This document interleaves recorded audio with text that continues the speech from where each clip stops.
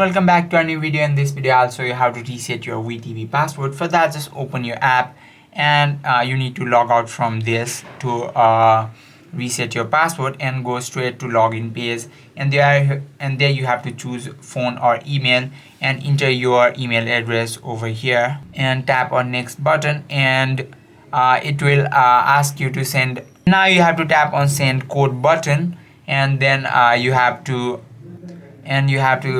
make sure, and you have to prove that you are not robot by doing that. And after you do that, you need to go and check your email and tap on this button, and now you have to input your password, and there you will see and when you are prompted to enter your password, just tap it on your forgot password option, and it will send you.